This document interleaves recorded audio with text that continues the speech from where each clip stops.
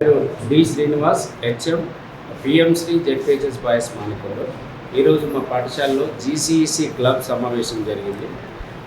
Girl child empowerment మీద అనేక కార్యక్రమాలు, అనేక వివరాలు పిల్లలకు తెలియజేయడం జరిగింది.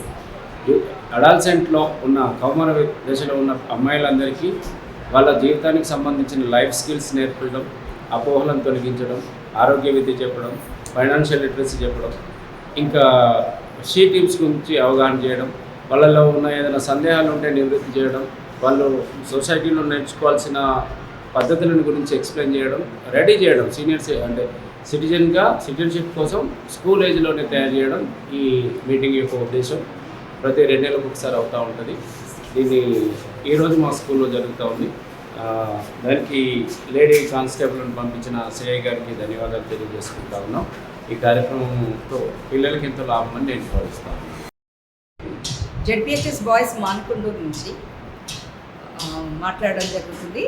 ఇక్కడ జీసీఈసీ క్లబ్ ఫామ్ చేశాం మేము.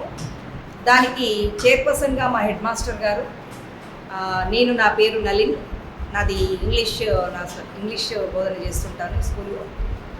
నేను ఇక్కడ కన్వీనర్గా వ్యవహరిస్తున్నాను. ఈ కన్వీనర్గా ఏంటంటే నా బాధ్యతలు ప్రతి క్లాస్ నుంచి గర్ల్స్ క్లాస్ నుంచి 2 లీడర్స్గా సెలెక్ట్ చేసుకుంటాము.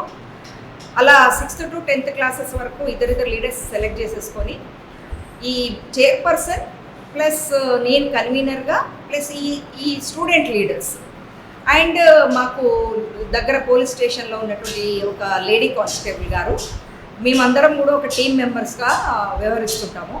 ఈ టీం మెంబర్స్ డ్యూటీ ఏంటంటే స్కూల్లో కానివ్వండి, ఇంట్లో కానివ్వండి, మన యాక్చువల్గా వరల్డ్ రిపోర్ట్స్, క్రైమ్ రిపోర్ట్ ప్రకారంగా ఏంటంటే వరల్డ్లో 19% of the children from India literally they are focused to the child abuse. Literally speaking, like sexual abuse, they are focused.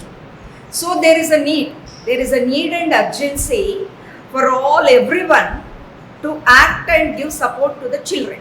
Especially ఈ 6th to 10th adolescent ఏజ్లోకి enter అవుతుంటారు కాబట్టి, puberty ఏజ్లో enter అవుతుంటారు కాబట్టి వీళ్ళకి అప్పుడే తెలియదు ఏం చేయాలి, ఏం చేయకూడదనే తెలియదు, ఎవరిని అడగాలో కూడా తెలియదు. కాబట్టి ఈ ప్రతి స్కూల్లో ఒక గ్రూప్ ఫామ్ చేసి దానికి ఆ స్కూల్ హెచ్ఎం చైర్పర్సన్గా ఉంటారు.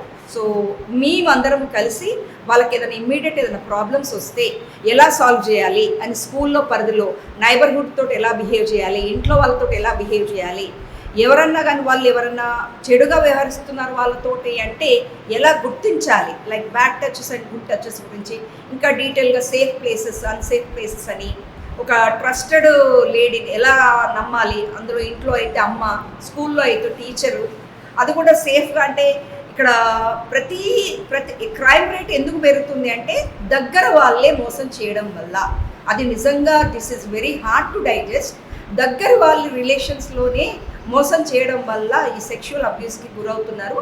సో ఆ దగ్గర వాళ్ళైనా సరే ఎవరైనా సరే సేఫ్గా ఎలా ఉండాలి, ప్రికాషన్స్ ఎలా తీసుకోవాలని చెప్పేసి మేము చెప్పడం జరుగుతుంది.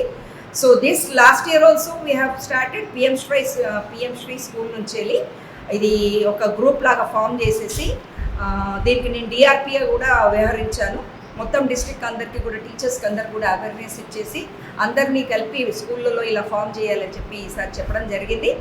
అండ్ దిస్ ఇంకా కూడా ఫర్దర్గా పిల్లలకి ఏమేమి అవసరమో అని చెప్పేసి ఇంకా కూడా మళ్ళీ ఎప్పటికీ నెల పెట్టుకొని వాళ్ళకి అవేర్నెస్ ఇవ్వాలని చెప్పేసి మా ఆలోచన. అండ్ దీనికి అందరూ కూడా సహకరించాలని కోరుతూ నమస్తే.